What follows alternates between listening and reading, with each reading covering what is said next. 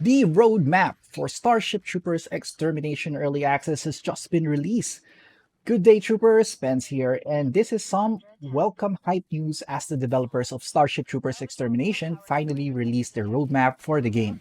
This is indeed very exciting news. Before we continue, this channel needs your help. Subscribing helps me out a ton. Of course, any other form of interaction like likes, comments are welcome, for they help my videos get pushed by the YouTube algorithm.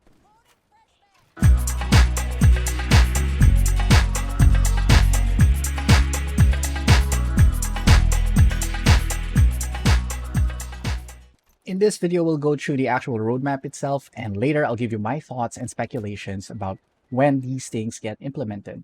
This news comes just a couple of days after a patch fixed some annoying issues in-game, like the loadout bug, which resets the loadout for some of the operators. So let's get through this roadmap. So the developer posted a living roadmap, and it's divided into 5 phases. Now, keyword there, it's called a living roadmap.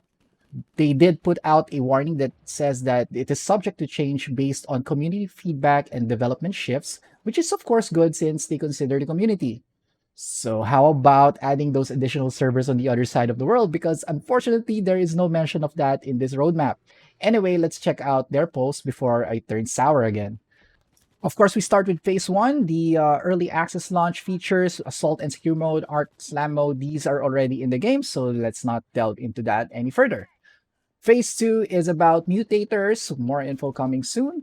Horde game mode, player profile and stats, mad, heavy machine gun emplacements, new playable zone on Valaka map. Phase 3, we have class progression 2.0, abilities upgrade, hives, reward system, special weapon swapping. Phase 4, we have player hub, emotes, clans, new weapons, boss bug, marauder sport, new planet. And of course, Phase 5, we have Galactic War metagame, player customization, new trooper class, global death counter, and more gore. And of course, at the bottom of the post, we have a question here. Do you have what it takes to be a citizen? Which is a nice touch. Of course, each feature here is cool, but what's most exciting for me is, of course, the near future, which is Phase 2. They are going to try to implement a new Horde game mode, which immediately adds variety, and a new zone in the Valaka map, which adds replayability. Phase 4's player hub, clans, and boss bugs are great additions. Actually, Phase 4 might just be the most loaded one. And finally, Phase 5's player customization and the Galactic War metagame, which will definitely make the missions more meaningful in the long run.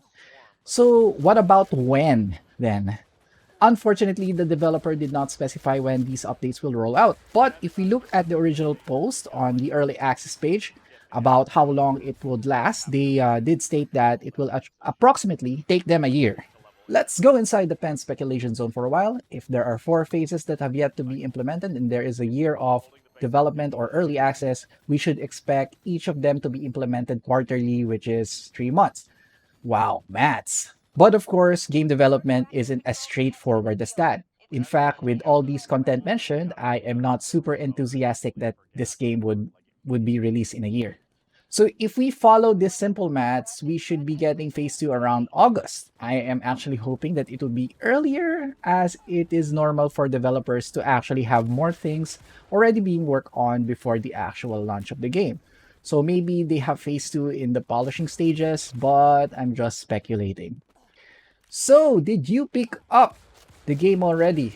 Does this make this game an even more interesting buy now? Let me know in the comments section below. And while you are at it, why not check out my review of this game, which you will find in the description below. This has been Penz, and have a great day ahead.